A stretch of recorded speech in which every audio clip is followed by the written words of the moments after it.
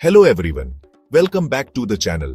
आज हम बात करेंगे कुछ बहुत इंपॉर्टेंट ग्लोबल न्यूज के बारे में जो इंडिया के लिए बहुत मायने रखती हैं। सबसे पहले इंडिया और यूएस के बीच चल रहे डिफेंस टेक्नोलॉजी शेयरिंग की बात करते हैं क्वाड फ्रेमवर्क के तहत। तो ये है क्या? देखिए, इंडिया और यूएस मिलकर एडवांस्ड डिफेंस टेक्नोलॉजी शेयर करने पर बात कर रहे हैं। ये पार्टनरशिप तीनों देशों के लिए बहुत जरूरी है, खासकर चाइना के बढ़ते हुए दबदबे को देखते हुए। अब बात करते हैं इजराइल हमास कॉन्फ्लिक्ट की। इंडिया ने इस मामले में अपनी बात रखी है और पीस के लिए और मदद भेजने के लिए भी कहा है। इंडिया का मानना है कि दो देशों का हल ही सही है और इसीलिए हम रीजनल स्टेबिलिटी के लिए काम कर रहे हैं। अब चलते हैं इंडिया चाइना बॉर्डर की तरफ। एलएसी पर अभी भी हालात तनावपूर्ण हैं।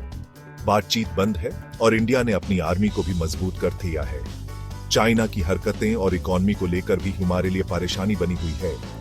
अब एक अच्छी खबर, ब्रिक्स एक्सपेंशन की बात करें तो इंडिया ने इसमें नए मेंबर्स को जोड़ने में अहम भूमिका निभाई है। इससे पता चलता है कि इंडिया ग्लोबल लेवल पर साथ मिलकर काम करने को तैयार है। अब आते हैं देश की राजनीति पर। 2024 के लोकसभा चुनाव नजदीक हैं और पार्टियां अपनी तैयारी में जुट गई हैं। बीजेपी और दूसरी पार्टियां जैसे जेडीयू और शिवसेना मजबूत गठबंधन बना रही हैं। इसके अलावा जातिगत जनगणना पर संसद में बहस छिड़ी हुई है। विपक्ष इसे लागू करने पर जोर दे रहा है। और हाँ, महिला आरक्षण बिल के बारे में भी मत भूलिए, जो संसद से पास होने के बाद अब राज्यों में लागू होने वाला है।